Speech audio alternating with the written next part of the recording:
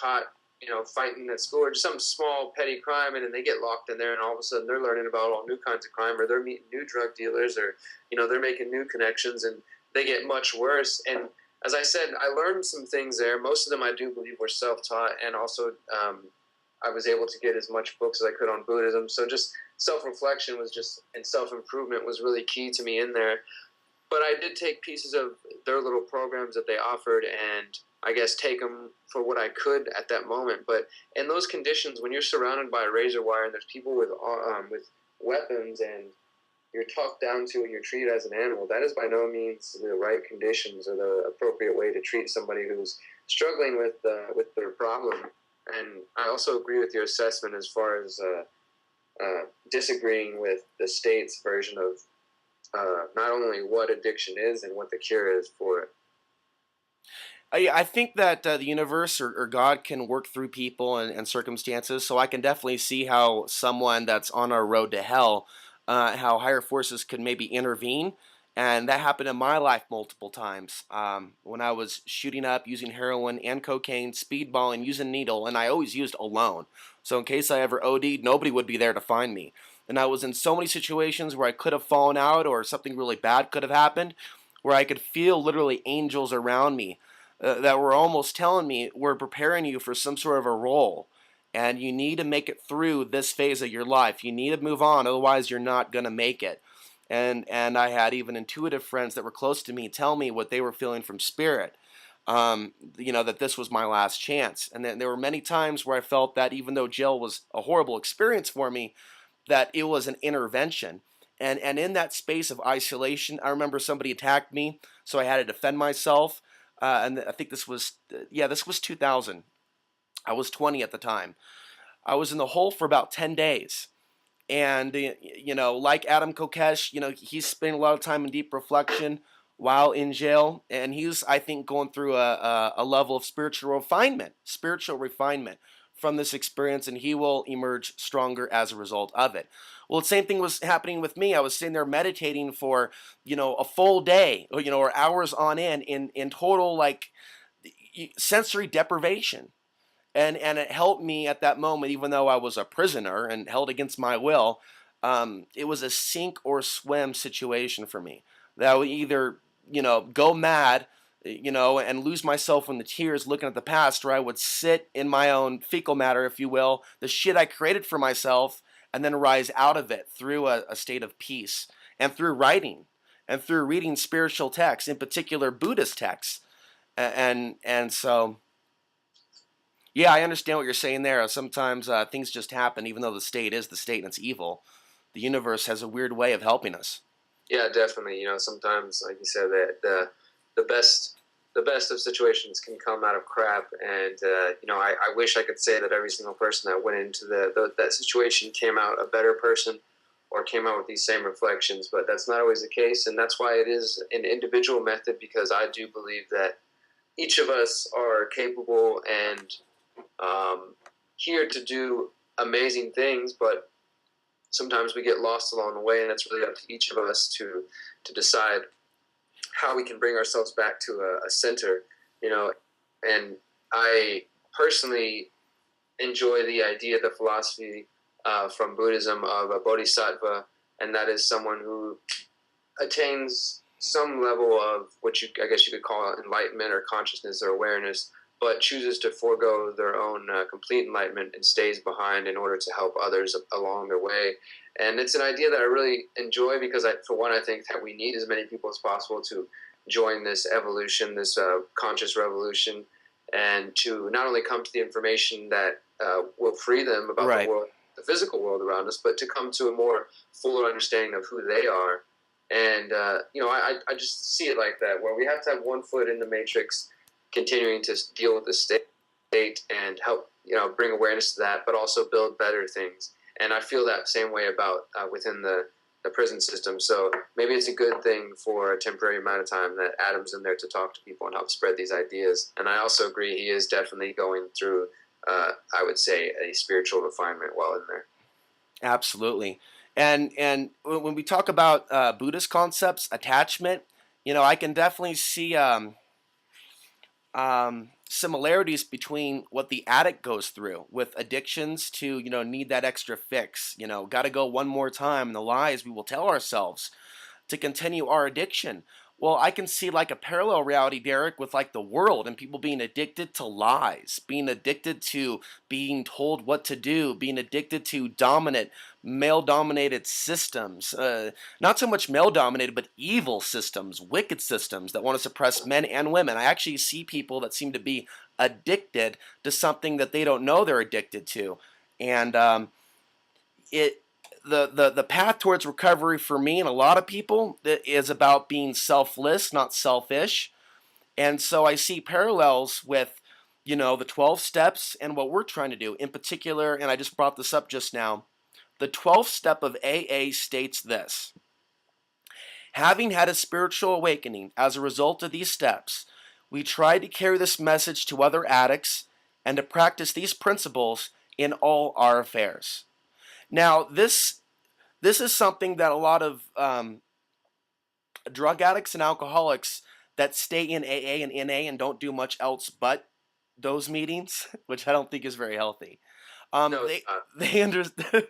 My recovery, Derek, by the way, really took off when I left those groups. It was just the auras, the energy was just foul, and I asked myself, if you want to be healthy, do you think you're going to stay healthy being around sick people? So people hang on to this 12th step once they get through the other 11 steps to keep themselves in a selfless state, helping others. But at that point in 2004, I stopped using around June 2004. Um, I was like, wait a minute, this new world order is real. My father's from Afghanistan. My mother's white, by the way, so I was facing all types of intercultural confusion issues, even though I was raised in America. But I mean, there's the country my dad was born in being accused of being, a haven for terrorists. So at that time, I started to address in my own life that I would be helping myself out and creating good in the world if I followed this calling that I felt inside to speak against this draconian Luciferian system which is seeking world domination. Once I came to that awareness, the obsession to use and stick a needle in my arm, a rusty needle, a dull needle, horrible things I did to myself, right? All that went away. And even though I smoke marijuana today, I actually went a few years without smoking marijuana and just living a straight life. All because I just said, okay, I'm going to do this. I'm going to go on a whole different path. And then I saw the universe bring me great guests. I got David Icke on my show on my 17th episode. I got to meet Alex Jones in 2005. And early on, I saw the universe giving me thumbs up confirmations. What were some of the thumbs up confirmations you got right out of the get go as soon as you started embarking on the path to activism? Tell me some of the deep, like 180 changes that happened right away. Man, first of all, dude, I want to say two things. I want to say I'm very happy to be speaking to you, man. And I'm glad that you were able to stop using that way and stop shooting up and stuff. I appreciate that. I appreciate your hard work to do that for yourself. And it's also awesome to hear you kind of reaffirm, and I'm sure that you've had a lot of reaffirmations happen over the years where there's things that you're already starting to experience for yourself, and then somebody will say it in a different way or, in their own language, and it makes so much sense to you. And I've continually had a situation where I've had this path confirmed and reaffirmed to me, and then met other individuals and try to encourage them along the way. So it's empowering to hear you say that, you've had certain things that just you knew the universe was sort of shining on you, because I definitely have experienced those. I mean, just from the very get-go of meeting just a couple of individuals in Houston who were encouraging to me when I'd been tossing the idea around in my head, and I'd kind of been getting discouraged. And so that was it itself. And then along the way, after about 6-7 months after the group started meeting, I left town for 3 months on the road.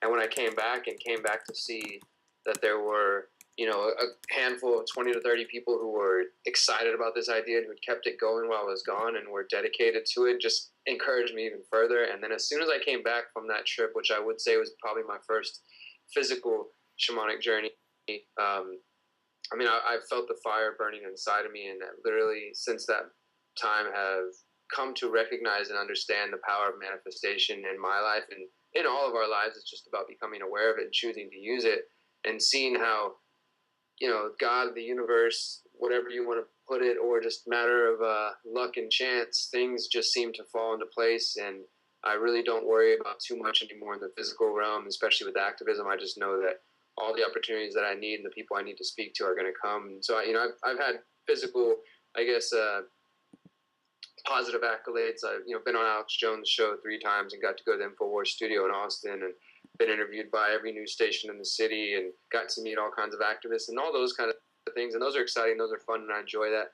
But to me, it's more, I enjoy the fact that we have a huge community farm that we've been able to be a part of, and that we've been able to feed, myself and several other people off this food, and to get local restaurants and markets plugged into non-GMO organic produce. I enjoy all those things, and every single step that comes along, all it does is encourage me to continue going. So what are your plans right now? You were talking about some new adventures. A whole new chapter of your life is about to open through some travels and things of that nature. Yeah, there's going to be some developments for myself.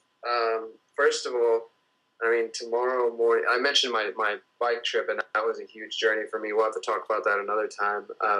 But I'm going to be going to this Choctaw retreat, this 4-day Native American retreat that's going to be featuring tribal leaders and grandmothers from a number of tribes around the country who haven't met in hundreds of years in some cases, and haven't always been friendly. And it's supposed to be a big step, and for me, it's an important part. I feel is an important part in my current evolution and path. And in the activist physical realm, as I said, I'm launching the Conscious Resistance media platform and my own show. I plan to be in Houston, for the most part, besides going to cover events, until the end of March. Mm-hmm. And then at the end of March will be the 3-year anniversary of my last bike tour, and I'm going to head out again for 3-4 months or whatever it turns into. I think I'm going to head north, not really sure, northwest or northeast, where exactly I want to go, but I will still be communicating, and I write articles Monday through Friday for the libertybeat.com. Mm-hmm. So I'll still be doing that, still be doing activism. It's just going to be a lot more personal, I think, and that this is going to really just send me off into that direction that I need to be, so that I can continue to step into my own as a teacher, a healer, a guide, a helper, and a student. And it's something that I think is going to be necessary for me to further evolve into my message that I'm pushing out here through my